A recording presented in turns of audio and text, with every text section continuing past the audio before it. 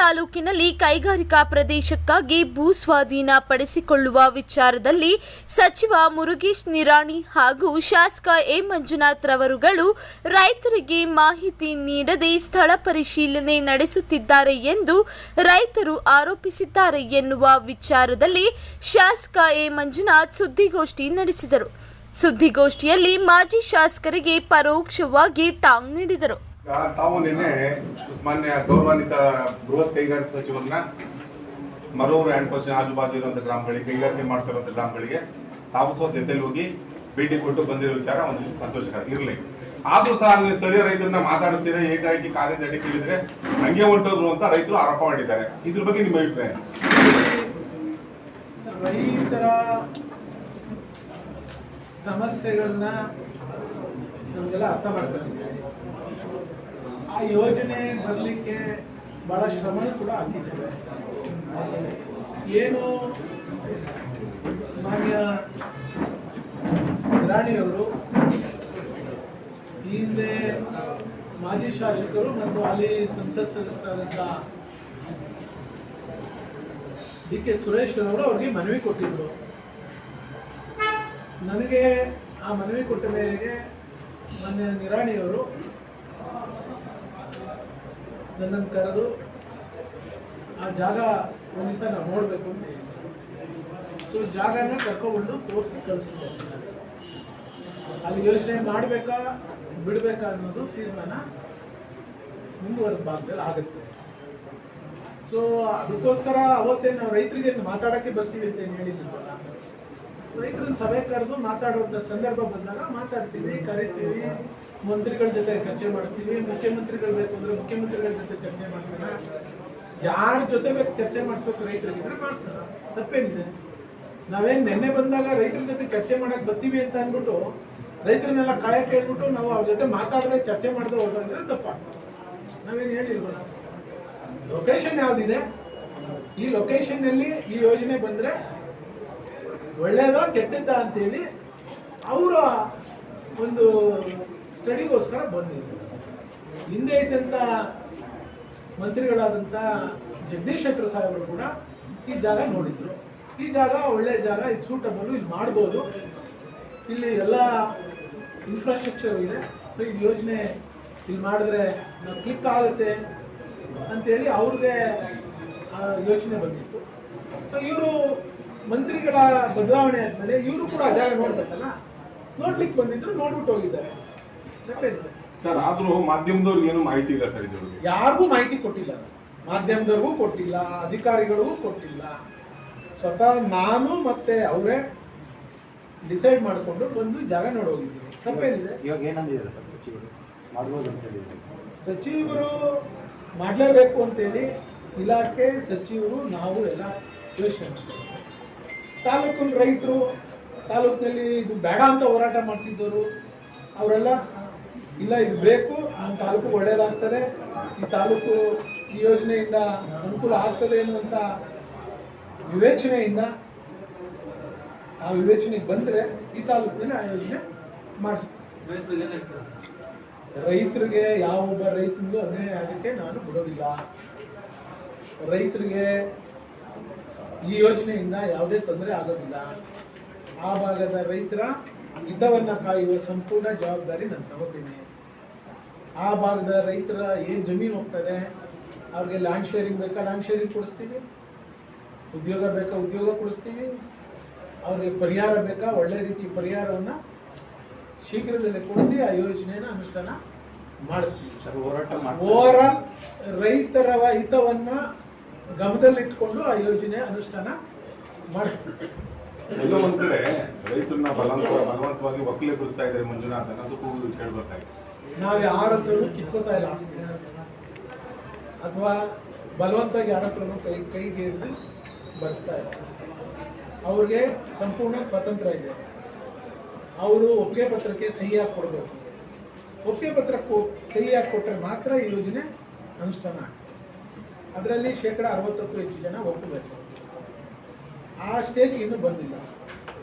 ರೈತರು, ಆ ಭಾಗದ ರೈತರು ಒಪ್ಕೊಂಡ್ರೆ ಯೋಜನೆ ಮಾಡಿಸ್ತೀವಿ, ಇಲ್ಲ ಅಂದರೆ ಆ ಯೋಜನೆ ಪುಣ್ಯಾತ್ಮರು ಬೇರೆ ತಾಲೂಕಿನ ಕಾಯ್ತಾವ್ರೆ, ಬೇರೆ ಎಮ್ ಎಲ್ ಎಗಳು ಕಾಯ್ತಾವ್ರೆ, ಆ ಯೋಜನೆ ಯಾರು ಬೇಕೋ ಅವ್ರು ತೊಗೊಂಡು ಇಷ್ಟೇ ನನ್ನ ಸ್ಪಷ್ಟ. ಕೆಲವು ವಿರೋಧ ಮಾಡ್ತಾ ಇದ್ದವರು ನೆನ್ನೆ ಒಂದು ವಾಟ್ಸಪ್ಪಲ್ಲಿ ಮೆಸೇಜ್ ಹಾಕಿದ್ದಾರೆ, ರೈತರಿಗೆ ಎಷ್ಟು ಪರಿಹಾರ ಕೊಡ್ತೀರಾ, ಉದ್ಯೋಗ ಕೊಡಿಸ್ತೀರಾ, ಇದನ್ನೆಲ್ಲ ನಮಗೆ ಸರಿಯಾದ ಮಾಹಿತಿ ಕೊಟ್ಟರೆ ನಾವು ದುಡ್ಡು ಕೂಡ ಅದಿನ್ನೂ ಆ ಸ್ಟೇಜಿಗೆ ನಾವು ಬಂದಿಲ್ಲ. ಆ ಸ್ಟೇಜಿಗೆ ಬಂದಾಗ ಅವ್ರನ್ನೆಲ್ಲ ಕರೆದು ಎಷ್ಟು ಪರಿಹಾರ ಕೊಡ್ತೀವಿ, ಈ ಯೋಜನೆಯಿಂದ ಯಾರ್ಯಾರಿಗೆ ಎಷ್ಟೆಷ್ಟು ಅನುಕೂಲ ಆಗ್ತದೆ, ಯಾವ ಥರ ಅನುಕೂಲ ಆಗ್ತದೆ ಅನ್ನುವಂಥದ್ದನ್ನ ಸಂಪೂರ್ಣ ಮಾಹಿತಿ ಕೊಟ್ಟೆ ಮಾಡ್ತೀವಿ. ಆ ನಿಯಮ KDB ಆ್ಯಕ್ಟ್ ಏನು ಹೇಳ್ತದೆ, ಕೇಂದ್ರ ಸರ್ಕಾರದ ಲ್ಯಾಂಡ್ ಅಕ್ವಿಸಿಷನ್ ಆ್ಯಕ್ಟ್ ಏನು ಹೇಳ್ತದೆ, ಅವೆಲ್ಲ ನಿಯಮ ಅಡಿಯಲ್ಲೇ ಮಾಡ್ತಾರೆ. ಇಷ್ಟೆಲ್ಲ ಆಗ್ತಾ ಇದೆಯಲ್ಲ ಸರ್, ನೀವು ಒಂದು ನೇತೃತ್ವದಲ್ಲಿ ಸ್ಥಳೀಯ ರೈತರುಗಳನ್ನ ಒಂದು ಸಭೆ ಮಾಡ್ಬೋದಾಗಲ್ಲ, ಮನವೊಲಿಸ್ಬೋದು ನೀವು. ಆ ಸ್ಟೇಜ್ ಇನ್ನೂ ಬಂದಿಲ್ಲ. ಆ ಸ್ಟೇಜಿಗೆ ಬಂದಾಗ ನಾನೇ ಪ್ರತಿಯೊಬ್ಬ ರೈತರನ್ನ ಮನವೊಲಿಸುವಂಥದ್ದು, ಅವ್ರ ಸ್ಟೇಜಿನ ಆ ರೈತರನ್ನ ಒಪ್ಪಿಗೆ ಪತ್ರ ತಗೊಳ್ಳುವಂಥದ್ದು, ಆ ರೈತರಿಗೆ ಎಷ್ಟು ಜಮೀನಿದೆ, ಎಷ್ಟು ಪರಿಹಾರ ಬರ್ತದೆ, ಎಷ್ಟು ಹಣ ಸಿಗ್ತದೆ ನಿಮಗೆ ಅಂಥದ್ದು, ಅಥವಾ ಹಣ ಬೇಡ ಅಂದರೆ ಎಷ್ಟು ಅಭಿವೃದ್ಧಿ ಹೊಂದಿರುವಂಥ ಜಾಗ ಸಿಗ್ತದೆ ಅನ್ನೋದು, ಆ ಜಾಗ ಎಲ್ಲಿ ಸಿಗ್ತದೆ ಅನ್ನೋದು ಎಲ್ಲ ಸಂಪೂರ್ಣ ಮಾಹಿತಿ ನಾನೇ ಕೊಡಬೇಕಾಗ್ತದೆ. ನಾನೇ ಕೊಡ್ತೀನಿ, ನಾನೇ ರೈತರು ಅನಿಸ್ತೀನಿ. ನನ್ನಿಂದನೇ ಆ ರೈತರಿಗೆಲ್ಲ ಒಳ್ಳೇದಾಗಬೇಕು ಅನ್ನೋದು ನಾನು, ಜಿಲ್ಲಾ ಮಂತ್ರಿಗಳು, ಸಂಬಂಧಪಟ್ಟಂಥ ಇಲಾಖೆ ಮಂತ್ರಿಗಳು, ಸರ್ಕಾರ, ಮುಖ್ಯಮಂತ್ರಿಗಳು, ವಿಶೇಷವಾಗಿ ನಮ್ಮ ಕುಮಾರಣ್ಣವರು, ಇವರೆಲ್ಲರ ಸಹಕಾರದಿಂದ ಈ ಯೋಜನೆ ಅನುಷ್ಠಾನ ಮಾಡಬೇಕು ಅಂದ್ಕೊಂಡಿದ್ದೀವಿ. ರೈತರು ಸಹಕಾರ ಕೊಡಬೇಕು ಅಂತ ಕೇಳ್ತಾ ಇದ್ದೀನಿ, ಇವತ್ತಿಗೂ ಕೇಳ್ತಾ ಇದ್ದೀನಿ, ನೆನ್ನೆನೂ ಕೇಳಿದ್ದೆ, ನಾಳೆನೂ ಕೇಳ್ತೀನಿ. ರೈತರ ಸಹಕಾರದಿಂದ ಈ ಯೋಜನೆನ ಒಳ್ಳೆ ರೀತಿ ತಾಲೂಕಿಗೆ ತರಬೇಕು ಅಂದ್ಕೊಂಡಿದ್ದೀನಿ, ತರ್ತೀನಿ. ರೈತರ ಸಹಕಾರ ನನ್ನ ಜೊತೆ ಇರಲಿ. ಆಮೇಲೆ ಹೇಮಾವತಿ ವಿಚಾರವಾಗಿ ಕಿಸಾನ್ ಘಟಕದವರು ಒಂದು ಬಹಿರಂಗ ಸಭೆ ಕರೆದಿದ್ರು, ನಿಮ್ಗೆ ಆಹ್ವಾನ ಕೊಟ್ಟಿದ್ದಾರೋ ಇಲ್ವೋ ಅದು ಗೊತ್ತಿಲ್ಲ. ನೀವು ಆರೋಪ ಮಾಡಿದ್ದೀರಂತೆ ಬಾಲಕೃಷ್ಣ ಅವ್ರ ವಿರುದ್ಧವಾಗಿ, ಅವರ ಬೆಂಬಲಿಗರೇ ಪೈಪ್ನ ನಿಲ್ಲಿಸಿದೆ ಅಂತ. ಅದನ್ನು ನೀವು ಸಾಬೀತುಪಡಿಸ್ಬೇಕು, ಇಲ್ಲಾಂದರೆ ಬಹಿರಂಗ ಕ್ಷಮೆ ಕೇಳಬೇಕು ಅಂತ ಬಾಲಕೃಷ್ಣ ಅವರು ಹೇಳಿದರು. ನೋಡಿ ಸರ್, ಈ ಯೋಜನೆ ಪ್ರಾರಂಭ ಆಗಿ ಈಗಾಗಲೇ 7-8 ವರ್ಷ ನಡೀತಾ ಇದೆ. ಈ ಯೋಜನೆ ಮೊದಲನೇ ಆದ್ಯತೆ ಎರಡು ಕಡೆ ರೈಸಿಂಗ್ ಮೇನ್ ಆಗ್ತದೆ. ಒಂದು ಕಡೆ 18 ಕಿಲೋಮೀಟರ್, ಒಂದು ಕಡೆ 24. ಈ ಎರಡೂ ರೈಸಿಂಗ್ ಮೇನ್ಗಳನ್ನು, ಪೈಪ್ಗಳನ್ನು ಹಾಕುವಂಥ ಸಂದರ್ಭದಲ್ಲಿ ನಾವು ನೇರ ಖರೀದಿ ಮಾಡಿದ್ವಿ. ಅಂದರೆ ರೈತರು ಒಪ್ಪಿಗೆ ತಗೊಂಡು ನಿಮ್ಮ ಜಾಗದಲ್ಲಿ ಪೈಪ್ ಹಾಕ್ತಾ ಇದ್ದೀವಿ, ಎಲ್ಲೂ ಕೂಡ ಇದಕ್ಕೆ ಪರಿಹಾರ ಕೊಡ್ತಾ ಇಲ್ಲ. ಈ ಪರಿಹಾರವನ್ನು ವಿಶೇಷವಾಗಿ ಈ ಯೋಜನೆಗೆ ನಾವು ತಂದಿದ್ದೇವೆ, ಪರಿಹಾರ ಕೊಡುವಂಥದ್ದು. ಸೊ ಈ ಪರಿಹಾರವನ್ನು ತೆಗೆದುಕೊಂಡು ನೀವು ಪೈಪನ್ನು ಹಾಕಲಿಕ್ಕೆ ಶುರು ಮಾಡ್ತೀವಿ. ಈ ಪೈಪನ್ನು 3 ಮೀಟ್ರ್ 4 ಮೀಟ್ರ್ ಒಳಗಡೆ ಹಾಕೊಂಡು ಹೋಗ್ತೀವಿ ಭೂಮಿಯಲ್ಲಿ, ಪರಿಹಾರನೂ ಕೊಡ್ತೀವಿ, ಪೈಪು ಹಾಕೊಂಡು ಹೋಗ್ತೀವಿ. ಆ ಪೈಪ್ ಹಾಕಿದ್ಮೇಲೆ ನೀವು ಅದ್ರ ಮೇಲೆ ವ್ಯವಸಾಯ ಮಾಡ್ಕೊಬೋದು. ನಾವು ಯಾರು ಬಂದು ಆ ಪೈಪ್ ಹತ್ರ ಬೇರೆ ಏನು ಕೆಲಸ ಮಾಡೋದಿಲ್ಲ. ಒಂದ್ಸರಿ ಪೈಪ್ ಹಾಕಿದ್ರೆ ಮುಗಿಯುತ್ತೆ, ಭೂಮಿ ಒಳಗಡೆ ಇರ್ತದೆ ಅಂತ ಹೇಳಿ ಮನವೊಲಿಸಿದ್ವಿ. ಅದರಲ್ಲಿ ಒಂದು 50% ಜನ ಒಪ್ಕೊಂಡು, ನಮ್ಮ ಮಾತು ಕೇಳೋದು, ಒಪ್ಕೊಂಡು ಪೈಪ್ ಹಾಕ್ಸ್ಕೊಂಡಿದ್ದಾರೆ. ಅವರೆಲ್ಲ ದುಡ್ಡು ಕೂಡ ತಗೊಂಡಿದ್ದಾರೆ. ಇನ್ನೊಂದು ಜನ ಪೈಪ್ ಹಾಕ್ಸಕ್ಕೂ ಬಂದಿಲ್ಲ, ಜಾಗನೂ ಬಿಟ್ಟುಕೊಟ್ಟಿಲ್ಲ, ದಾಖಲೆನೂ ಕೊಡ್ತಾ ಇಲ್ಲ, ವಿರೋಧ ಮಾಡ್ತಾರೆ. ಯಾರ್ಯಾರು ವಿರೋಧ ಮಾಡ್ತಾವ್ರೆ ಅಂತೇಳಿ ನಾವು ಪಟ್ಟಿ ಮಾಡಿದ್ವಿ. ಎಲ್ಲ ಇವ್ರ ಅನುಯಾಯಿಗಳು, ಯಾರು ಬಾಲಣ್ಣರ ಜೊತೆ ಇದ್ದಾರೆ, ಯಾರು ಇವತ್ತು ಇಂಡಸ್ಟ್ರಿ ಬೇಡ ಅಂತೇಳಿ ಹೋರಾಟ ಮಾಡ್ತಾ ಇದ್ದಾರಲ್ಲ, ನೇತೃತ್ವ ವಹಿಸಿದ್ದಾರೆ, ಅವರೇನೆ ಈ ಪೈಪನ್ನು ಹಾಕ್ಬಿಟ್ರೆ ಯೋಜನೆ ಅನುಷ್ಠಾನ ಆಗ್ಬಿಡ್ತದೆ, ಇದರಿಂದ ನಾವು ಹಾಕ್ಸೋದು ಬೇಡ, ಡಿಲೇ ಮಾಡಬೇಕು ಅನ್ನುವಂಥ ಒಂದೇ ಕಾನ್ಸೆಪ್ಟ್. ತೊಂದರೆ ಇಲ್ಲ, ಅದು MP ಅವ್ರಿಗೂ ಗೊತ್ತು, HM ರೇವಣ್ಣವ್ರಿಗೂ ಗೊತ್ತು. ಯಾಕೆಂದರೆ ಈ ಯೋಜನೆಯಲ್ಲಿ ಅವ್ರಿಗೂ ಶ್ರಮ ಇದೆ. ನಾನು ಭಾಳಷ್ಟು ಸಾರಿ MP ಅವ್ರಿಗೂ ಹೇಳಿದ್ದೀನಿ, ಡಾಕ್ಟರ್ ರಂಗನಾಥ್ ಅವ್ರಿಗೂ ಹೇಳಿದ್ದೀನಿ. ಇವತ್ತು ಆ ತಾಲೂಕಲ್ಲೂ ಅದೇ ಥರ ವಿರೋಧ ಇದೆ. ಅಲ್ಲಿ ವಿರೋಧ ಮಾಡ್ತಾ ಇರೋರು ಏನು ನನ್ನ ಕಾಂಗ್ರೆಸ್ನವ್ರು ವಿರೋಧ ಮಾಡ್ತಾರೆ ಅಂತ ಹೇಳ್ತೀನಿ. ಅಲ್ಲೂ ಡಾಕ್ಟರ್ ರಂಗನಾಥ್ ವಿರೋಧಿಗಳು ಯಾರಿದ್ದಾರೆ ಅವರೇ ತಡೀತಾ ಇರೋರು. ಇಲ್ಲಿ ಯಾರು ಬಾಲಕೃಷ್ಣ ಅನುಯಾಯಿಗಳಿದ್ದಾರೆ ಅವರೇ ತಡೀತಾ ಇರೋದು. ಇವತ್ತು ಪಟ್ಟಿ ಇದೆ ಇಲಾಖೆಯಲ್ಲಿ, ಇವತ್ತೇನು ಶ್ರೀರಂಗ ಲಿಫ್ಟಿಕೇಶನ್ ಮಾಡ್ತಾ ಇದ್ದೀವಿ, ಆ ಸಂಬಂಧಪಟ್ಟಂಥ ಇಲಾಖೆ ಅಧಿಕಾರಿಗಳ ಹತ್ರ ಯಾರ್ಯಾರು ನಮ್ಗೆ ಜಾಗ ಬಿಟ್ಟಿಲ್ಲ ಅಂತ ಲಿಸ್ಟ್ ಇದೆ, ಲಿಸ್ಟ್ ಕೈಗೆ ತಗೊಳ್ಳಿ, ಹೋಗಿ ಜಾಗಕ್ಕೆ ನೀವೇನೆ ಸ್ವತಃ ಇದ್ಯಾರಪ್ಪ ಬಿಟ್ಟಿಲ್ಲ, ಯಾಕಪ್ಪ ಬಿಟ್ಟಿಲ್ಲ ಅಂತ ಕೇಳಿ. ಈ ಯೋಜನೆ ಬಗ್ಗೆ ಪ್ರೀತಿ ಇದ್ರೆ, ಕಾಳಜಿ ಇದ್ರೆ, ಈ ತಾಲೂಕಿನ ಬಗ್ಗೆ ಕಾಳಜಿ ಇದ್ರೆ ಕೇಳಿ ನೀವು. ಅಥವಾ ಪಟ್ಟಿ ಬೇಕಾದ್ರೆ ನಾನೇ ಕಳಿಸ್ಕೊಡ್ತೀನಿ ಯಾರು. ನೀವು ಇದನ್ನ ನಮ್ಮವರಲ್ಲ, ಇವ್ರ ಯಾರೋ ನನಗೆ ಇವ್ರಿಗೂ ನಮ್ಗೆ ಸಂಬಂಧ ಇಲ್ಲ, ಅವ್ರು ತಡೆದಿರೋರು ಯಾರು ನಮ್ಮವರಲ್ಲ ಅಂತಂದ್ರೆ ನಂದೇ ತಪ್ಪಾಗ. ನಿಮ್ಮವರೇ ಆಗಿದ್ರೆ, ನಿಮ್ಮ ಅನುಯಾಯಿಗಳಾಗಿದ್ರೆ, ನಿಮ್ಮ ಜೊತೆ ಗುರ್ತಿಸ್ಕೊಂಡವ್ರಾಗಿದ್ರೆ, ನಿಮ್ಮ ಪಕ್ಷದಲ್ಲಿ ಕೆಲಸ ಮಾಡ್ತಾರೋರಾಗಿದ್ರೆ ಬುದ್ಧಿ ಹೇಳಿ ಬಿಡಿಸಿ. ಒಂದು ತಾಲೂಕಿಗೆ ನೀರಾವರಿ ಯೋಜನೆ ಬರ್ತಾ ಇದೆಪ್ಪ ಬಿಡಪ್ಪ ಅಂತ ಹೇಳಿ ಬಿಡಿಸಿ. ನಂದೇ ತಕರಾರು ಇಲ್ವಲ್ಲ. ನಾನು ಇದನ್ನು ಏನು ಕೇಳಿದ್ದೀನಿ ಅಂತಂದ್ರೆ, ಇವ್ರ ಜೊತೆಲಿ ಯಾರು ಓಡಾಡ್ತಾರೆ, ಇವ್ರ ಜೊತೆಲಿ ಯಾರು 24 ಗಂಟೆ ಇರ್ತಾರೆ, ಅವರೇ ಎಲ್ಲಾರನ್ನೂ ಪ್ರವೋಕ್ ಮಾಡಿ ಬಿಡಬೇಡ, ನೀನು ದಾಖಲೆ ಕೊಡಬೇಡ ಅಂತೇಳಿ ಯಾರ್ಯಾರನ್ನ ಎತ್ಕಟ್ಟಿದ್ದಾರೆ ಅವೆಲ್ಲ ಸಂಪೂರ್ಣ ಮಾಹಿತಿ ಇದೆ.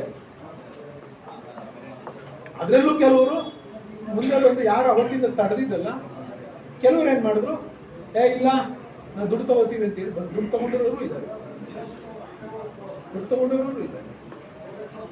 ಉದಾಹರಣೆ ಹೇಳ್ಬೇಕು ಅಂದ್ರೆ ಹೇಳ್ತಿದ್ವಿ. ನಮ್ಮ ಮಣಿನಹಳ್ಳಿ ರಮೇಶ್ ಅಂತ, ಇದೇ ಸುರೇಶ್ ಜೊತೆ ಇದ್ದವರು. ಸುರೇಶ್ ಜೊತೆ ಇರೋವರೆಗೂ ತಗೊಳ್ಳಿಲ್ಲ ದುಡ್ಡು ಅವರು. ಸುರೇಶ್ಗೂ ಅವ್ರಿಗೇನು ವ್ಯತ್ಯಾಸ ಬಂತು. ಇವಾಗ ಅದೇ ದಾಖಲೆ ಎಲ್ಲ ಕೊಟ್ಬಿಟ್ಟು ಅದೇ ರಮೇಶ್ ತಗೊಂಡ್ಬಂದು ಪೈಪ್ ಹಾಕ್ಸ್ತಾ ಇದ್ದಾರೆ ಅಂತ ಬಹಳಷ್ಟು ಉದಾಹರಣೆ ಇದಾವೆ. ನೀವೇ ಪಟ್ಟಿ ತಗೊಂಡು ನೀವೇ ಹೋಗಿ ನಿಂತ್ಕೊಳ್ಳಿ. ಪೈಪ್ ಇರೋದವು ಯಾರು ನಿಲ್ಸಿದ್ದಾರೆ? ನಾನೇನು ಚರ್ಚೆಗೆ ಬರಬೇಕು? ಹೇಳಿದ್ದಪ್ಪ ನಾನು? ಯಾರ ಜೊತೆ ಚರ್ಚೆ ಮಾಡಲಿ? ಏನು ಇವ್ರಿಗೆಲ್ಲ ಕರೆದಾಗ ಚರ್ಚೆಗೆ ಬರೋಕ್ಕೆ ನನಗೆ ಖಾಲಿ ಕೂತಿದೆ. ನಂದೇ ಆದಂತ ಗೌರವವನ್ನು ಈ ತಾಲೂಕಿನ ಜನ ಕೊಟ್ಟಿದ್ದಾರೆ ನನಗೆ. ಇವ್ರೇನು ಕೊಟ್ಟಿರೋದು ಬೇಡ, ತಾಲೂಕಿನ ಜನ ಕೊಟ್ಟಿದ್ದಾರೆ. ಈ ತಾಲೂಕಿನ ಜನ ಗುರ್ತಿಸಿದ್ದಾರೆ. ಈ ತಾಲೂಕಿನ ಪುಣ್ಯಾತ್ಮರು ಮಂಜು ಯಾರು ಅಂತ ಗುರ್ತಿಸವ್ರೆ. ಈ ತಾಲೂಕಿನ ಜನಕ್ಕೆ ಉತ್ತರ ಕೊಡ್ಬೇಕು ನಾನು. ಈ ತಾಲೂಕಿನ ಮತದಾರರಿಗೆ ಉತ್ತರ ಕೊಡ್ಬೇಕು ನಾನು. ಇಲ್ಲೆಲ್ಲೋ ಕೇಳಿದ್ರಂತಲ್ಲ ಇವ್ರ ಅಡ್ರೆಸ್ ಎಲ್ಲಿ ಅಂತ. ನನ್ನ ಅಡ್ರೆಸ್ಸು ಯಾರು ಗುರ್ತಿಸು? ನನ್ನ ಅಡ್ರೆಸ್ ಕೊಟ್ಟವ್ರೆ. ಈ ತಾಲೂಕಿನ ಪ್ರಬುದ್ಧವಾಗಿರುವಂತ ಮತದಾರರು, ಪುಣ್ಯಾತ್ಮರು ನನಗೆ ಗುರ್ತಿಸಿದ್ರು, ನಂಗೆ ಅಡ್ರೆಸ್ ಕೊಟ್ಟವ್ರೆ. ನನ್ನ ಬೆಂಗಳೂರಿನಲ್ಲಿ ಏನಂತ ಗುರ್ತಿಸ್ತಾರೆ? ನನ್ನ ಮಾಗಡಿ ಮಂಜು ಅಂತ ಗುರ್ತಿಸ್ತಾರೆ. ಮಾಗಡಿ ಮಂಜು ಅಂತ ಅಡ್ರೆಸ್ ಕೊಟ್ಟವ್ರೆ ಯಾರು? ಈ ತಾಲೂಕಿನ ಜನ. ನಾವೇನು ಜಾಗೀರ್ದಾರರಲ್ಲ, ನಾವೇನು ರಾಜವಂಶಸ್ಥರಲ್ಲ, ನಮಗೇನು 100 ಎಕರೆ 1000 ಎಕರೆ ಜಮೀನಿಲ್ಲ. ನಮ್ಮಪ್ಪ ಕೂಲಿ ಮಾಡ್ತಿದ್ದ, ನಮ್ಮಮ್ಮ ಕೂಲಿ ಮಾಡ್ತಿದ್ಲು. ಕೂಲಿ ಮಾಡೋ ವಂಶ ನಮ್ದು. ಕೂಲಿ ಮಾಡೋರ್ನು ಕೂಡ ಈ ತಾಲೂಕಿನಲ್ಲಿ ಗುರುತಿಸ್ಬೇಕು. ಒಬ್ಬ ಕೂಲಿ ಮಾಡೋ ಹುಡುಗನಿಗೂ ಕೂಡ ಈ ತಾಲೂಕಿನಲ್ಲಿ ನಾವು ಸ್ಥಾನಮಾನ ಕೊಡಬೇಕು. ಈ ತಾಲೂಕಿನ ಸೇವೆ ಮಾಡುವಂತ ಒಂದು ಅವಕಾಶ ಕೊಡಬೇಕು ಅಂತೇಳಿ ನನಗೆ ಈ ತಾಲೂಕಿನ ಪ್ರಬುದ್ಧವಾದಂಥ ಮತದಾರರು ಒಂದು ಅಡ್ರೆಸ್ಸು ಕೊಟ್ಟು ಒಂದು ಪದವಿನೂ ಕೊಟ್ಟರು. ಏನಾ ಪದವಿ ಅಂದರೆ, ನನಗೆ ಶಾಸಕನ ಮಾಡಿಬಿಟ್ಟಿದ್ದೀವಿ, ನೀವೇನು ಕಿರೀಟ ಕೊಟ್ಬಿಟ್ಟಿದ್ದೀವಿ, ಕೋಡ್ ಕೊಟ್ಬಿಟ್ಟಿದ್ದೀವಿ ಅಂತಲ್ಲ. ಈ ತಾಲೂಕಿನ ಸೇವೆ ಮಾಡು, ಬಡವ್ರ ಸೇವೆ ಮಾಡು, ದೀನದಲಿತರ ಸೇವೆ ಮಾಡು, ಧ್ವನಿ ಇಲ್ದವ್ರಿಗೆ ಧ್ವನಿಯಾಗಿ ಕೆಲಸ ಮಾಡು, ಒಳ್ಳೆ ರೀತಿಯಲ್ಲಿರು, ಸೌಮ್ಯವಾಗಿರು, ಸರಳವಾಗಿರು, ಎಲ್ಲರ ಒಡನಾಡಿಯಾಗಿರು, ಬಡವ್ರ ಪರ ಇರು, ಮನೆ ಇಲ್ದವ್ರಿಗೆ ಮನೆ ಕಟ್ಸ್ಕೊಡು,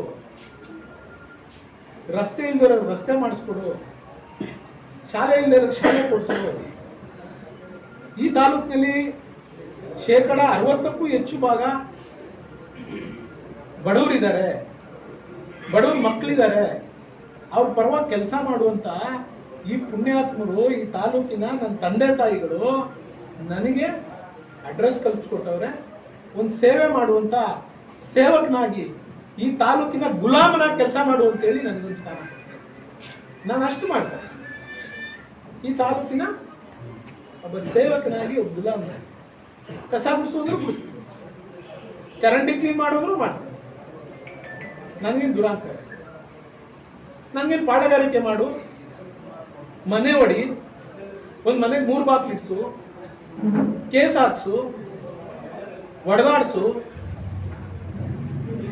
ನಮ್ದು ರಾಜವಂಶಸ್ಥರು, ನೀನ್ ಏನ್ ಮಾಡೋದು ನಡೀತದೆ, ಏನ್ ದುರಾಡಳಿತ ಮಾಡೋದು ನಡೀತದೆ ಅಂತೇಳಿ ನನಗೆ ಅವಕಾಶ.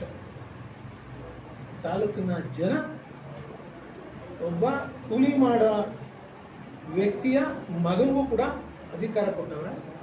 ಹಿಂದೆ ಒಬ್ಬ ಜೀಪ್ ಡ್ರೈವರ್ ಹೊಸಪೇಟೆನಲ್ಲಿ ಈ ತಾಲೂಕು ಕಚೇರಿಯ ಅಧಿಕಾರಿಯ ಜೀಪ್ ಡ್ರೈವರ್ ಆಗಿದ್ದಂಥ ಎಚ್.ಎಂ. ರೇವಣ್ಣವರ ತಂದೆ ಈ ತಾಲೂಕಿನ ಎಚ್.ಎಂ. ರೇವಣ್ಣವ್ರಿಗೂ 2 ಅವಕಾಶ ಕೊಟ್ಟವ್ರೆ ಈ ತಾಲೂಕು. ಸೊ ಹಂಗೆ ನನಗೊಂದು ಅವಕಾಶ. ನನ್ನ ಅಡ್ರೆಸ್ ಕೇಳಿದ್ರೆ ಎಲ್ಲಿ ಅಂದ್ರೆ ಕಲ್ಯಾಗೇಟ್ ಸರ್ಕಲ್. ನನ್ನ ಅಡ್ರೆಸ್ ಮಾಗಡಿಗೆ ಬಂದಾಗ ಅದೇನೆ, ವೆಂಕಟಾಚಲಪತಿ ಶೆಟ್ರ ಅಂಗಡಿ, ಕೇರ್ ಆಫ್ ಫುಟ್ಬಾಲ್. ನನ್ನ ಅಡ್ರೆಸ್ ಫುಟ್ಬಾಲ್, ಒಂದೇನು ಇಲ್ಲ. ಈ ತಾಲೂಕಿಗೆ ಸೇವೆ ಮಾಡಬೇಕು ಅನ್ನುವಂಥ ಒಂದು ಹಠ ಇತ್ತು, ಒಂದು ಛಲ ಇತ್ತು, ಬಂದೆ. ನಂದು ಯಾವ ವಂಶಸ್ಥರು ಮಗ ಅಲ್ಲ ನಾನು. ನಮ್ಮಪ್ಪ ಏನು 100 ಎಕರೆ ಆಸ್ತಿ ಅಂತ ಅಲ್ಲ, 1000 ಎಕರೆ ಆಸ್ತಿ ಅಂತ ಅಲ್ಲ, ರಾಜಮನೆತನ ಅಲ್ಲ, ಇವ್ರ ಥರ ಒಡೆತನ ಅಲ್ಲ. ಇವತ್ತು ಕೂಡ ಬಡವ್ರು ನನ್ನ ಯಾಕೆ ಪ್ರೀತಿಸ್ತಾವ್ರೆ ಅಂದರೆ, ಬಡವ್ರ ಬಗ್ಗೆ ಯಾಕೆ ಕಾಳಜಿ ಇದೆ ಅಂದರೆ, ಕೇಳ್ತಾರೆ 75 ವರ್ಷ ಆಯ್ತು ಸ್ವಾತಂತ್ರ್ಯ ಬಂದು. ಹರಿಜನ ಕಾಲೋನಿಗಳಲ್ಲಿ ಇನ್ನೂ ಟಾರ್ಪಳಗಳು ಕಟ್ಕೊಂಡಿದ್ದಾರೆ. ಕಣ್ಣಲ್ಲಿ ರಕ್ತ ಬರ್ತದವೆಲ್ಲ ನೋಡಿದ್ರೆ. ಇಷ್ಟು ವರ್ಷ ಬೇಕಾಗಿತ್ತಾ ಈ ತಾಲೂಕಿನಲ್ಲಿ ಮನೆಗಳು ಕೊಡಕ್ಕೆ?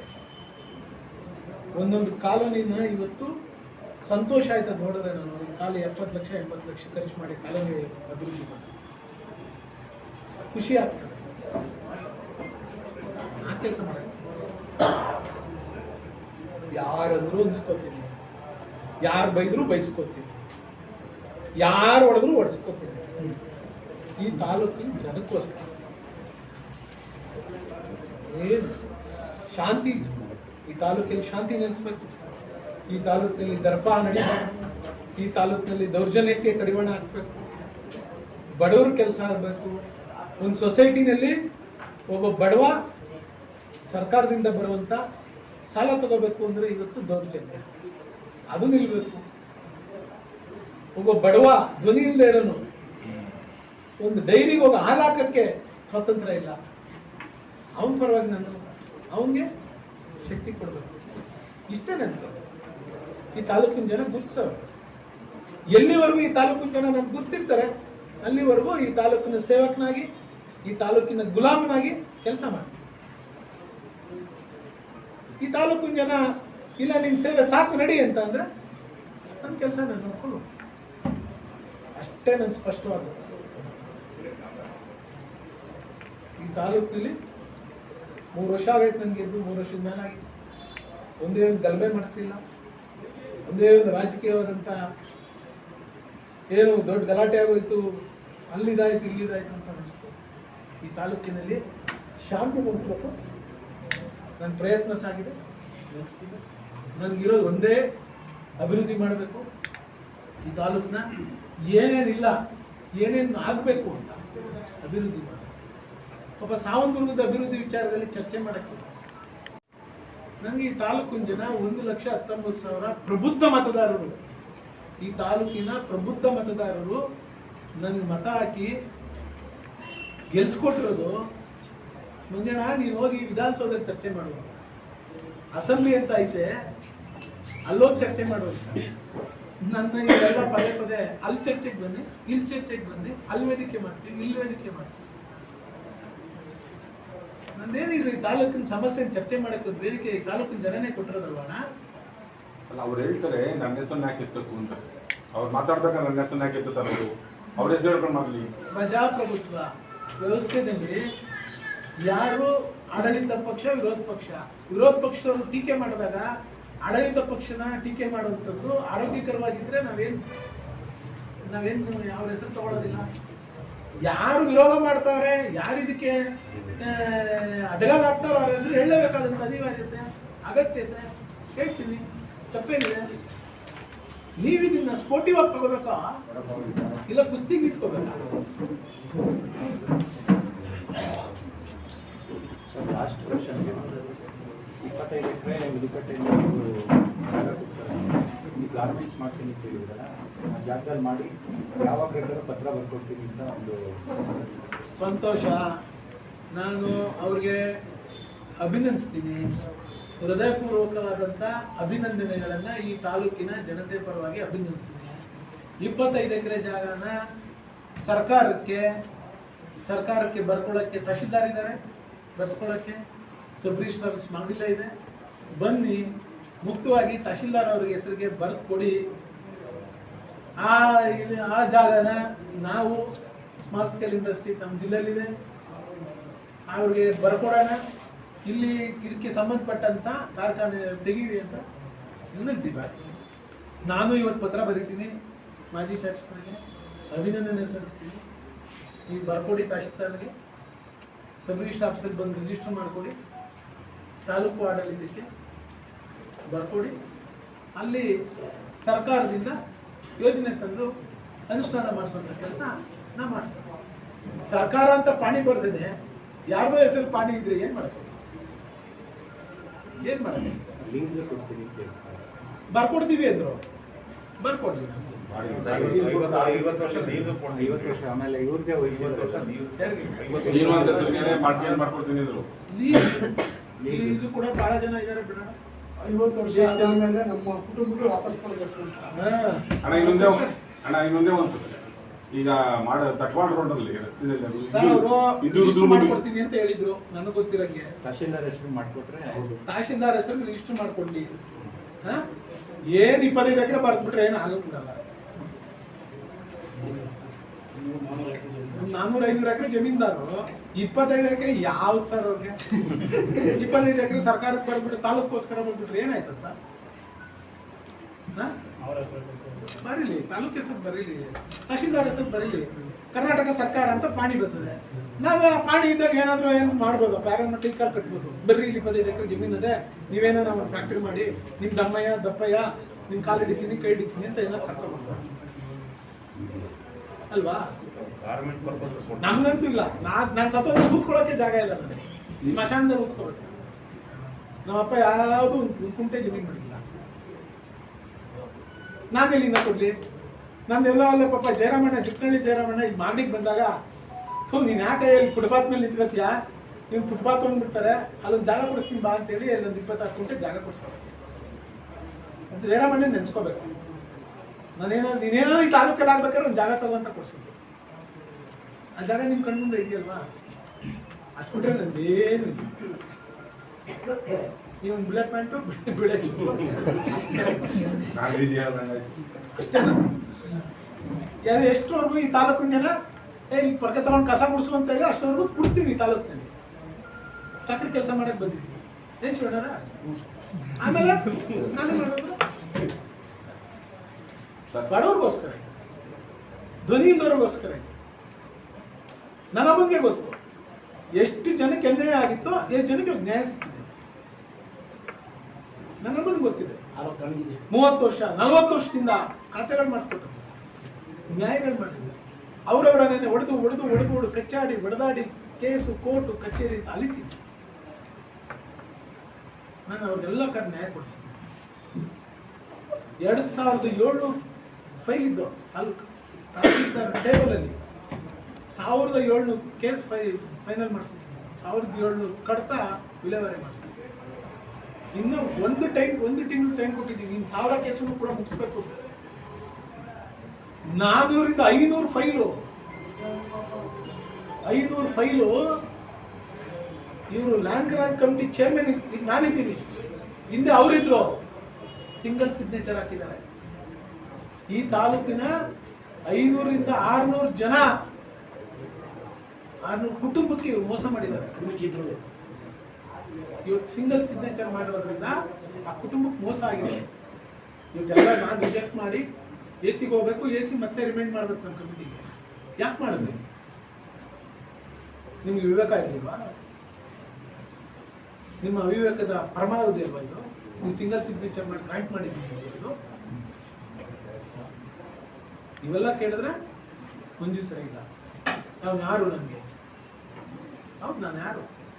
After all Manjunath,